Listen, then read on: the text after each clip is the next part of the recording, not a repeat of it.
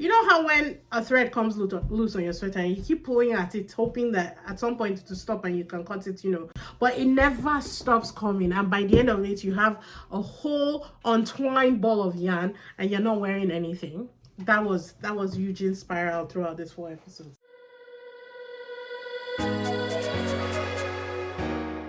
Hi people, welcome back to the channel. If it's your first time, my name is Talia Adewale and this is DISBYDEM. We're going to be talking about Singles Inferno Season 4, Episodes 1 to 4.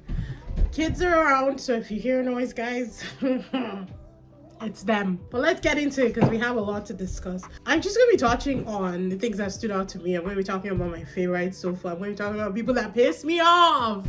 We're doing basically loose recapping it because I'm potentially doing live with it's Tana time with Tana and probably Ruben on the 27th. Maybe I said potentially because anything can happen, guys. And also episode 1's reaction is coming out on Friday, so be on the lookout for that.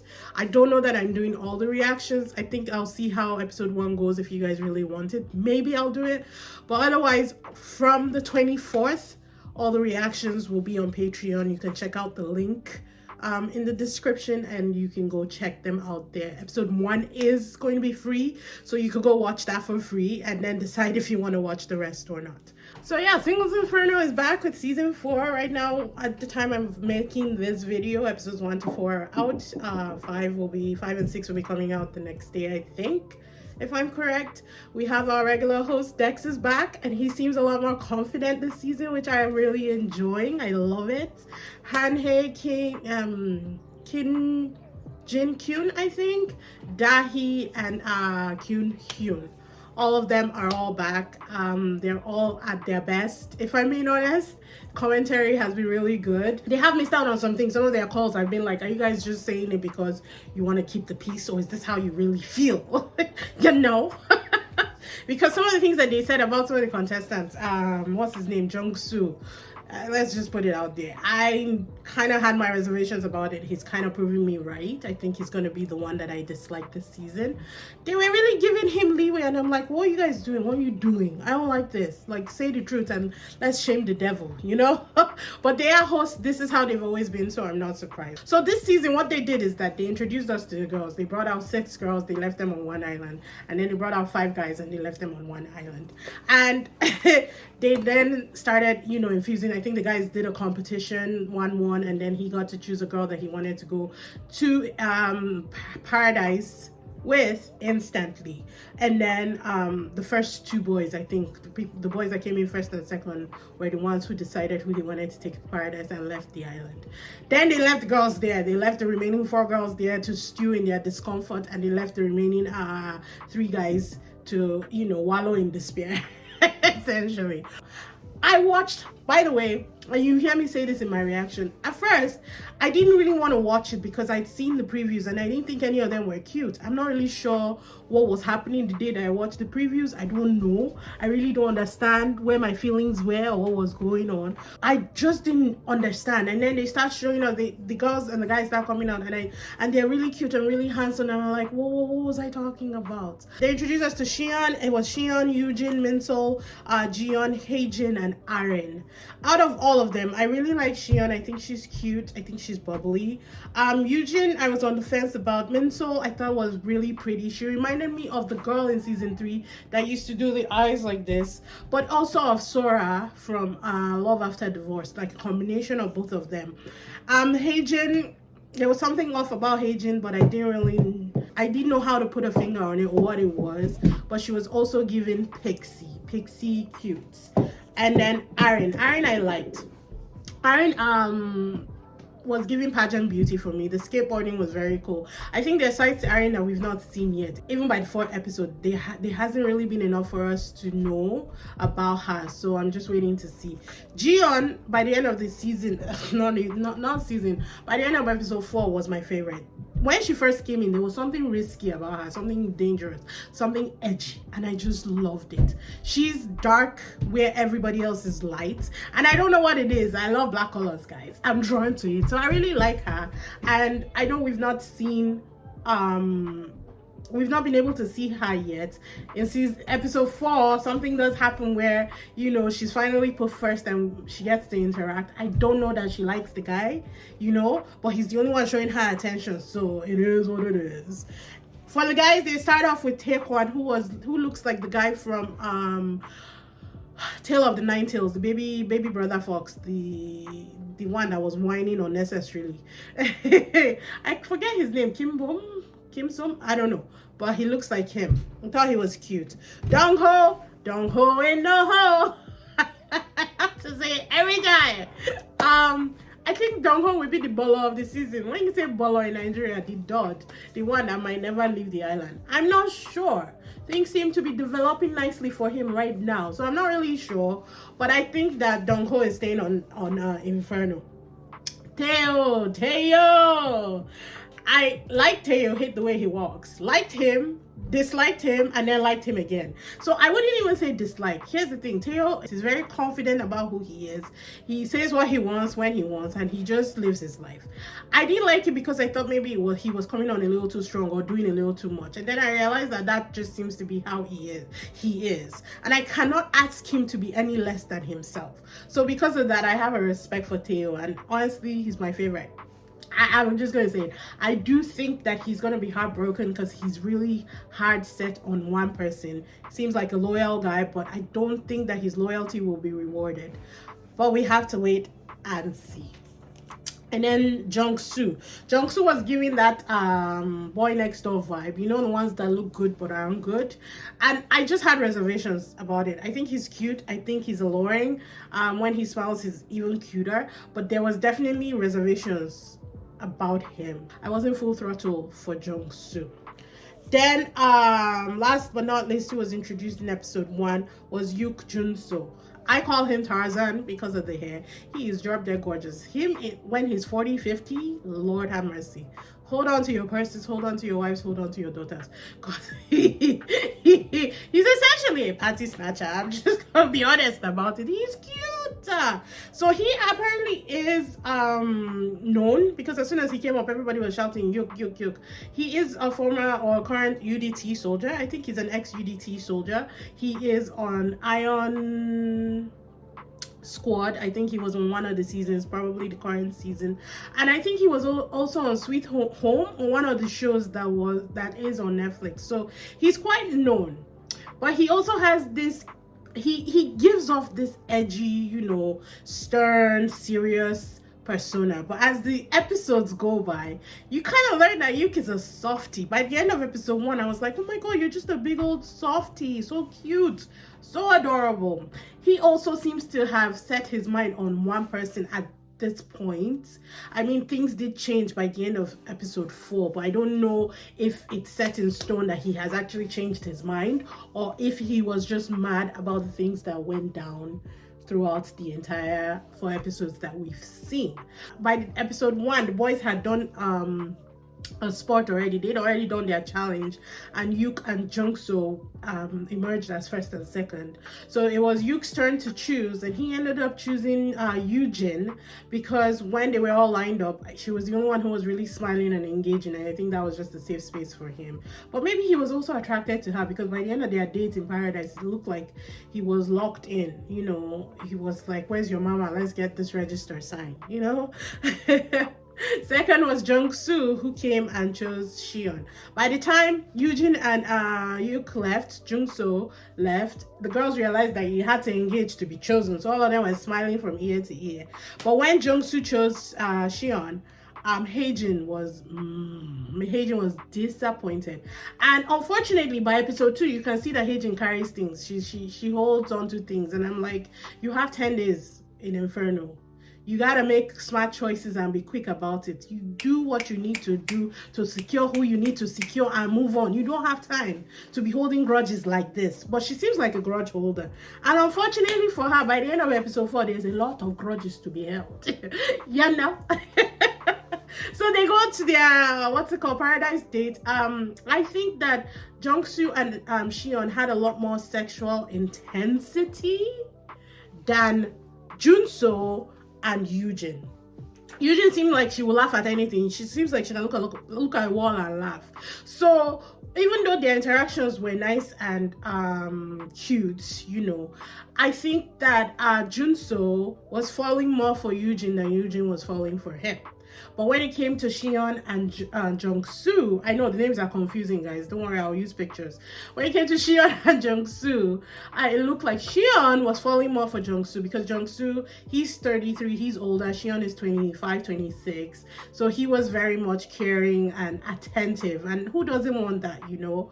But from his body language, I wasn't getting that he was head over heels with her, which made me pause. I think even Da-hee had the same reservation. She's like, she wants to see him interact with other people. And I was like, same, girl, same. Because if he's being like this with one person, what is he being like with other people? I want to see those interactions before I can judge his date with Shion. So that all gets done. They return back to the island. However, the girls are taken to the men's inferno, which a night before, Aren had won the chicken fight. It was the most tame chicken fight we've ever seen on singles inferno till date, but Aren won. And so the night before, she had gone over to the men's side of Inferno. So she was there with 3 guys. But then Shion and Eugene joined her the next day after Paradise Date, while Jung-soo and Junso joined the girls on the girl side of Inferno. So right off the bat, Teo is attracted to Shion. He says that she seems very cold and very hard to approach, and that I think that was intriguing for him. So they all have like a speed date thing, and then they have to decide who they want to take to Paradise with them. Guys, this is off the cuff. I watched this thing once. So I am pulling from the recesses of my memory for this. So some details might be a little off. Let's just go with it. So when it comes time for them to decide for Paradise Dates, and I think this was episode 2, it was Taehwan, Dongho, Teo, and Aren, Eugene, and Shion. Taehwan and Teo choose Shion. Dongho chooses Aren, but Aren chooses Teo. And based on the conversation, I really didn't understand why she did that. It didn't make sense to me. I wonder maybe if, because Dongho choosing Aren said that based on the conversations he'd had with her, you know, from the night before right up to today, he decided that he was more interested in her than the other people that were there. But based on the conversation that they edited for us, I thought maybe he had more in common with Eugene than Aren. So I was actually confused when he chose Aren. But then Aren flipping the switch and choosing Teo, I was like, girl, where did you get that from? You know? Anyhow, Dongho was upset about that. He basically said that he was moving on after that. He was going to try and pursue things with Eugene. And I was like, yeah, I get it. I get it that we don't have time to waste. But maybe have a conversation first before you're running and jumping ship, you know? Can we just chat? You know, Dongho, I don't know. He tries to rectify the situation though as time goes on. But it's then time for Shion to choose, because obviously it looked like nobody was going to make it to Paradise at this point in time. And then Shion chooses Teo. So they leave. I think since episode 2 was where I decided that I was going to like Teo for who he is. I just like, you know what, it is what it is. He's who he is. He's not being snide or anything. He's just very out there with his character. So they go to Paradise. I think they were the only ones who made it to Paradise that day. They exchange information. You know, he's 29, I think, and he's an actor. He started acting overseas, and I'm gonna guess Canada, just because of the jersey that he was wearing. So I'm gonna guess that it's Canada. But no, he said New York. He said he did a play in New York or something. I don't know. I don't care. It doesn't matter. But that now he's actually really pursuing it, but abroad. She's a model. I didn't say that the first time, but she's a model. So their own Paradise Date was very hot and steamy. So where she and Jung-soo from the night before was like budding, she and Teo was like the flames, the firefighters could not put it out, is what it is. Because at one point I was like, leave these people alone. Cameras go off, let them have the room. But then on their way back to, what's it called? On their way back to Inferno, Shion says that she started thinking about Jung-soo, and she was thinking if he went to Paradise and if he spent time or, you know, whatever. She was thinking about him, and I was like, oh, poor Teo. Teo is there falling in love, and Shion is like, she doesn't know. And I think this was where I realized that Shion is this female Han-hae of the season, because she can't make up her mind who she wants. Now it's only day 3, so Grace, but we'll just have to wait and see. So on the other side, when Jung-soo and Jun-soo joined the other girls, Min-so, Arin, and Ji-yeon, they all had their own speed dates as well. I thought that Jun-soo and Ji-yeon really matched. Honestly, I thought that they would make a very cute, very beautiful couple. But when it came time to matching, Ji-yeon picked Jun-soo, Arin picked, was it Arin? No. Hae-jin picked Jung-soo, and who was the last person? Min-so picked Jun-soo. So in the end, Jung-soo ended up picking Hae-jin because that's who he was drawn to, I guess. And then Jun-soo, who I thought would pick Ji-yeon, ended up picking Min-so. And I didn't understand why. I thought about it and I was like, okay, his comment said that he would be most, I think something like most authentic if he had picked this person and the conversation flowed better. But from the way they edited it, to me, the conversation flowed better with Ji-yeon. The only red flag during the conversation was the fact that he didn't take off his glasses. And that was the only thing that made me think that maybe he wasn't that interested in her, because with the other girl, he took off his glasses. But another thing that came to my mind was that maybe he's still hooked on Yoo-jin from his first Paradise date, and so he picked the least threatening option, in the sense that he probably will not fall for this person. Does that make sense? Is it me or is it me? You know, that's what I was thinking, because I didn't understand why he didn't pick Ji-yeon. Maybe I just liked her so much, or I like her so much that the fact that somebody would not pick her is mind-boggling to me. Maybe that's it. But I also think that he had Yoo-jin on his mind and he wanted to pick somebody that he knew he wouldn't fall for, kind of as a barrier, so that he has that to hold on to, where he's like, no, I'm not really, in the end, I'm not attracted to this person. Because their conversation was giving friend, not potential love interest, to me.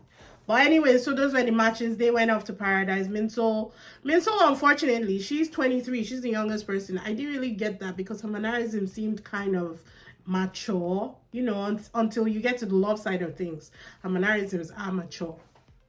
And they're talking, she's falling in love, he's kind of just chill. He was very casual with her, which made me think that he wasn't really attracted to her.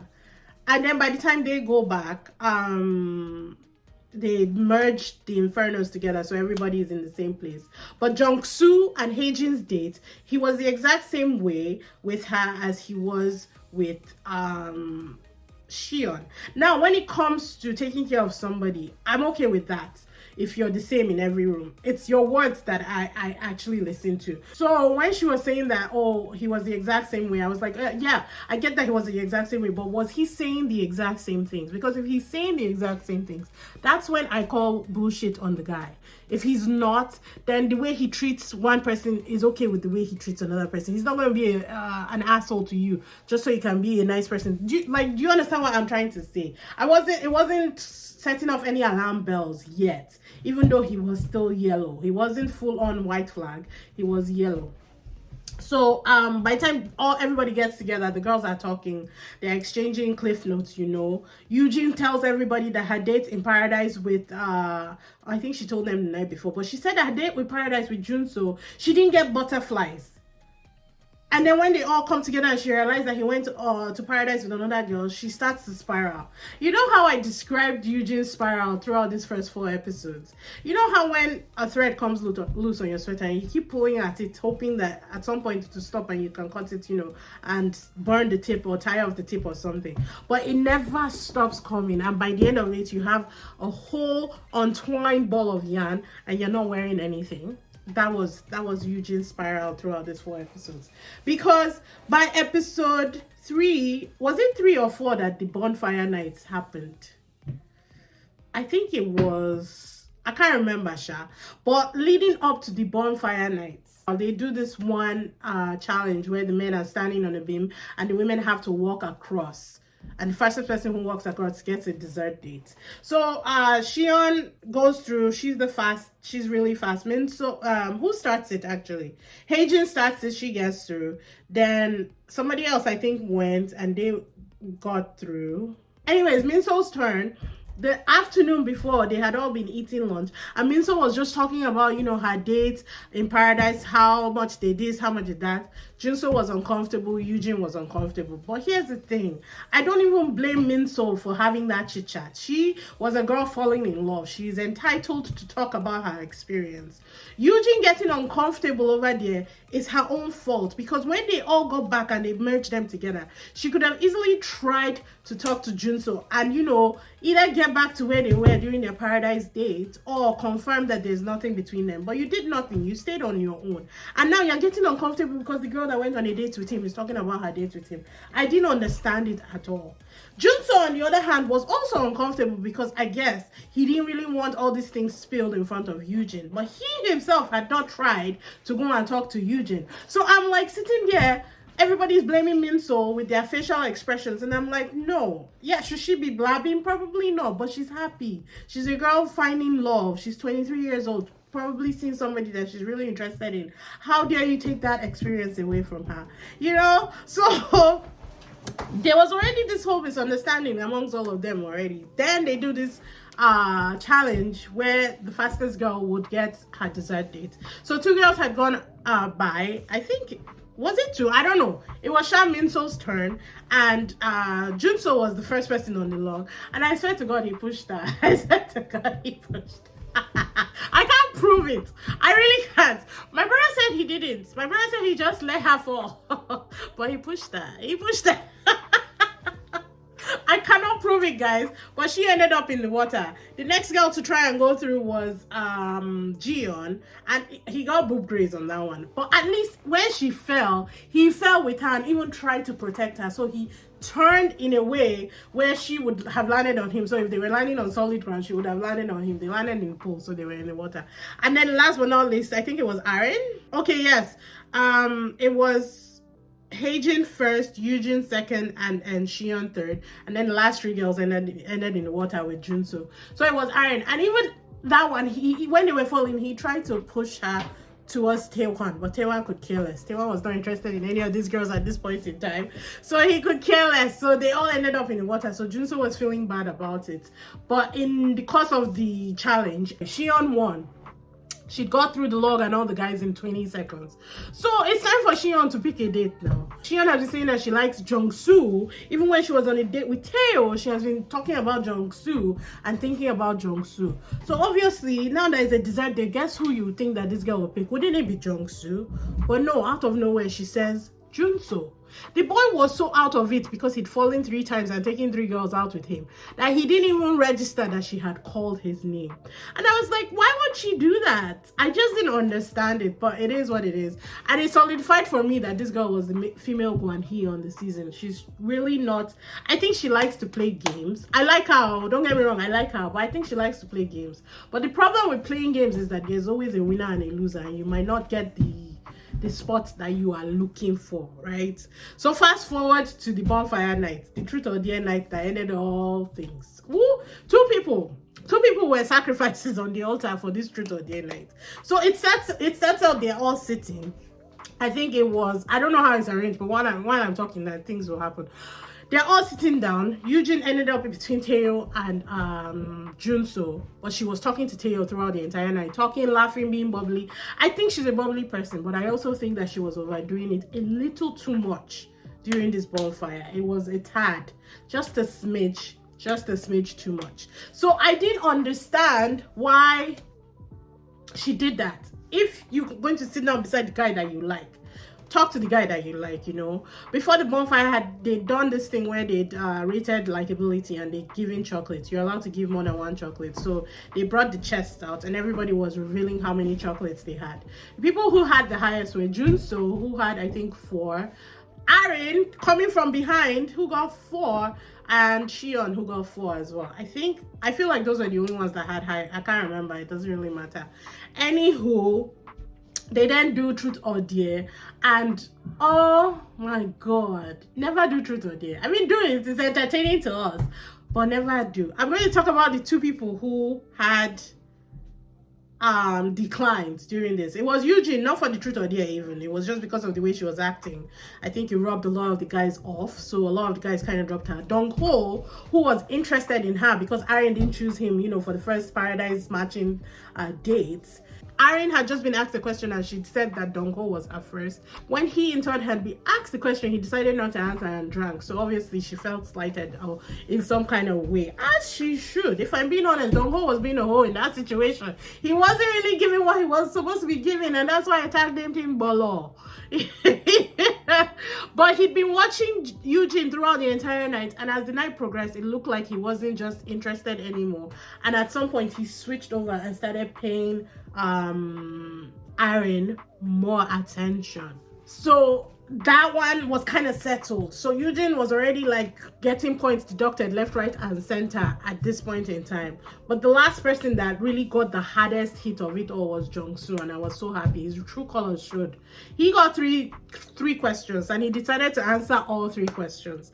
So I think the first question for Jung-soo had something to do with if he would go to Paradise with one of the girls he's been with already. And mind you, he's sitting in between them. Hae-jin was on this side, Xion was on this side. They were already having like serious, he and Xion were doing mind games with each other from the beginning already, as soon as she sat down, you know, trying to one up each other, trying to make each other jealous. And I'm like, is this the love that you guys want to have? It's just chaotic. So the first question was something about taking the girls to Paradise, and he said he would rather go with a new one or something like that. There was a second question, and then the third question was if he wanted to choose another girl, like who would it be? And he was very smug with his answers. He was very smug, very smug. So he ended up managing to piss off both women. Hae-jin wrote him off. He had a conversation with Xion, which made things really worse, because after everything that he was saying, he didn't know how to articulate himself because he's lying. He was trying to convince her that he's actually for her. He ended the conversation with "You are my number one," kind of just poured water on whatever fire had been trying to simmer there already. Like, he just brought everything down.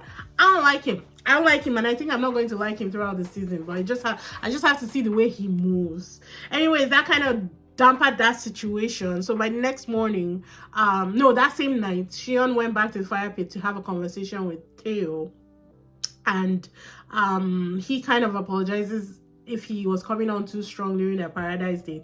He gets really deep, and you see a softer side of Theo, and I really appreciated it. I just think that it's wasted on Xion. Even though I like her, I think it's wasted on her. I think he needs a more genuine person who will choose him first, and right now he is not first for her. She says he's first, but I think it's circumstantial because of what Jung-soo did during the whole fire pit situation. Now, while everything was going on during the fire pit situation, Taewon really stood up. This is where we got to see Taewon in action, because when it came time for his truth or dare question, they asked him who was his second pick, and he said Xion was his number 2. I really like that. I like her, but I also think that she needed to be dropped down a peg, and I knew that it would drive her crazy that he would pick her second. So somebody else now asked him who his first pick was, and then he said Gio. And I was like, yeah, my girl. I was so happy because this was the first time somebody was choosing her, and she's way too gorgeous to not be chosen. It pissed me off. Guys, it pissed me off. And right there, Taewon was like, I'm interested in you. If I asked you to Paradise, will you go with me? Right in front of everybody, Taewon was peeing on his pole. I couldn't say the girl because that's terrible. But he was marking his territory. He's like, you're the one I want, and you're the one I want to be with. So after the fire events and everything, the bonfire events, he and Jiyeon go on and have a conversation. In the conversation, I think she's taken aback that he's interested in her and he's so confident. So a lot of things are taking her by surprise. However, in her intro, she did describe her type as broad shoulders. Now, I don't think he has broad shoulders, but Taina says that she thinks that he has broad shoulders. So I don't know if he's going to be end goal for her, but I think that he does like her and he will pursue her as long as no new bombshells come in to steal him away, you know. So for now, he is on her case. I'm not really sure that I think she is on board 100%, but he's showing her attention and she's lapping it up. Next day, all the girls are told to go on the helicopter and they're going to paradise, where they introduce us to 3 new bombshells. So it was Sungbo, Jung-hoon, and Ki-ha. Out of the 3, honestly, it's between Sungbo and Ki-ha. Those are my choices, because then the announcer announces in the next episode that they're going to have speed dates, 10-minute dates each with all the guys, but that only one guy gets to come back to paradise, to Inferno with them. The other 2 are eliminated on the spot. I was like, oh damn, singles Inferno. Oh dang, I love it. I love the twists and the turns, and I'm excited for the next 2 episodes. I think that Sungbo was the one who got chosen, just based on the outfit, because he only shows the legs, and he was the only one in white trousers and slippers. And it looks like he's coming back, but then again, it might just be editing for us. We don't know. If it's not Sungbo, please let it be Kia, because Kia is cute and built, and I think he is perfect for the scenarios that are about to go down on Inferno. But I'm loving it. I'm actually really crazy about it. I'm loving it. I don't know that I'm doing weekly recaps. I just thought that it was interesting enough that I could do a weekly recap. We'll see how the reaction goes. I don't know that I have time to react to each episode, guys, like I said, but they will be available on Patreon by Friday. So if you're interested, go check it out and watch out for the potential. It's potential right now. I think it will happen because we've been talking about this for a while. But it's a potential live with It's Tana time. So hopefully Tana and Ruben on Monday, 27th at what would it be? I think 5 p.m. I'll put up a link. I'll put up information so you guys are aware of that. But yeah, hope you guys enjoyed the breakdown. I really love this season so far. I think it's going to be a good season. I think a lot of hearts are going to be broken. And I think a lot of, I don't know, the bombshell looks like she's coming to stir things up. So that's going to be interesting. But let's just wait and see. Yeah. Be sure to leave your comments, like the video, subscribe, and I'll see you guys in the next one. Bye.